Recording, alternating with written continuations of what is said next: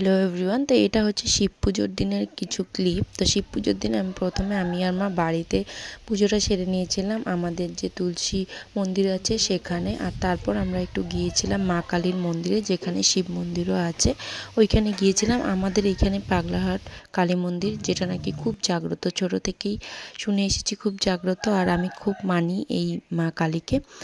তো আমরা প্রথমে গিয়ে শিব পুজো দিয়ে নিয়েছিলাম, আর তারপর আমরা মা কালীর পুজো করে বাড়িতে চলে এসেছিলাম প্রসাদ নিয়ে। তো অনেকের মধ্যে দানা খাওয়া যায় না শিব পুজোর দিন, কিন্তু আমাদের মধ্যে আমি ছোট থেকে এরকম নিয়ম দেখিনি, তাই আমিও এখন সেরকম নিয়ম পালন করি না। কিন্তু হ্যাঁ, আমরা সেদিন কোনো রকম আমিষ খাই না, নিরামিষ চলে আমাদের, ভেজ। তো প্রথমে আমি খিচুড়ি খেয়ে নিয়েছিলাম। এটা হচ্ছে শিব পুজোর পরের দিনের ক্লিপ। আমি জানি অনেক দিন লেট হয়ে গেছে এই ভিডিওটা আপলোড করতে, কারণ আমি কয়েকদিন সময় পাচ্ছিলাম না। Hello guys, welcome back to our channel. আমি প্রিয়া চলে এসেছি একটি নতুন ব্লগ নিয়ে। তো এখন 11টা বাজে, আমি মাঠ থেকে চলে এসেছি, লঙ্কা তুলতে গিয়েছিলাম কারণ কালকে বাজার, তো আজকে অনেক লঙ্কা তুলতে হবে। তো লঙ্কা তুলে আমি বাড়িতে এসেছি, মা ওরা এখনও মাঠেই আছে, লঙ্কা তুলছে। আমি এখন রান্না করব, আর রান্না হয়ে যাওয়ার পর তারপর মা ওরা খেতে আসবে। তো আমি এখন কি রান্না করব আমি সবটা তোমাদের সঙ্গে শেয়ার করব। তো আমার সঙ্গে থাকো, আর ব্লগটা আশা করছি তোমাদের ভালো লাগবে। তো সবটা অবশ্যই কিন্তু ব্লগটা দেখবে। রান্না বসিয়ে দিয়েছি, উনানে বসিয়েছি ভাত, আর এইদিকে আমি গ্যাসের মধ্যে ডালটা বসিয়ে দেব, কারণ না হলে অনেকটা লেট হয়ে যায় রান্না করতে। তো বিকেলবেলা আবার যেতে হবে লঙ্কা তুলতে, তার জন্য আগে রান্নাটা তাড়াতাড়ি করে শেষ করে নেব। তো তোমরা ব্লগটা পুরোটা দেখো, আমি রান্নাটা কমপ্লিট করে নিচ্ছি।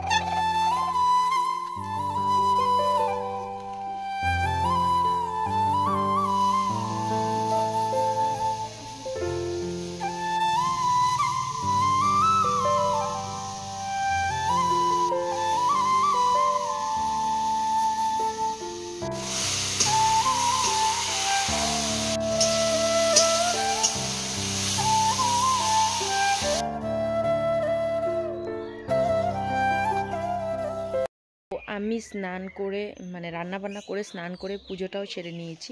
তো এখন আমি দুপুরের লাঞ্চটা কমপ্লিট করে নেব। তো চলো দুপুরের লাঞ্চটা কমপ্লিট করে নিচ্ছি, তারপর তোমাদের সঙ্গে আবারও কথা হবে। আমি এখন আমার স্কিন কেয়ারটা কমপ্লিট করে নেব, আর তারপর খাবার দাবারও কমপ্লিট করে নেব। তো খাবার দাবার কমপ্লিট করে আমি চলে এসেছি উঠোনটা ঝাড় দিতে। তো উঠোনটাকে ভালোভাবে পরিষ্কার করে নিচ্ছি। উঠোনটা ঝাড় দেওয়ার পর আমি চলে যাব মাঠে।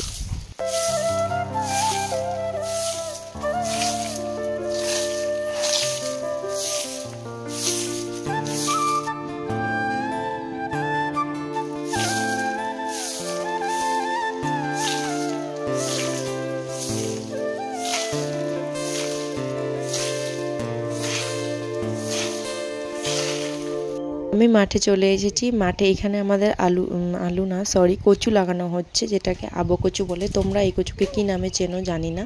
তো এখন এখানে কচু লাগানো হচ্ছে, আর তারপর আমরা গিয়ে লঙ্কা উঠাবো।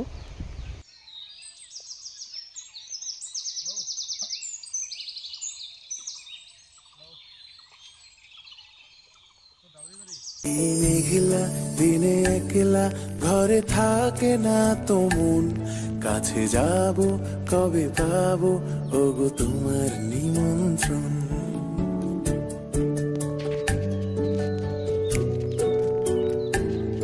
এই মেঘলা দিনে একলা ঘরে থাকে না তো মন।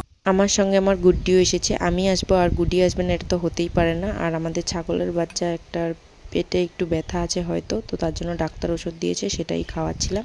তারপর লঙ্কা তুলতে চলে যাই, আর লঙ্কা তুলে বাড়ি আসতে আসতে সন্ধ্যা হয়ে গিয়েছিল।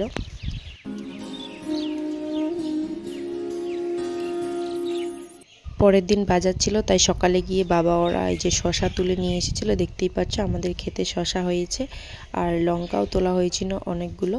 তো আজকের ভিডিওটা আমি এখানেই শেষ করছি।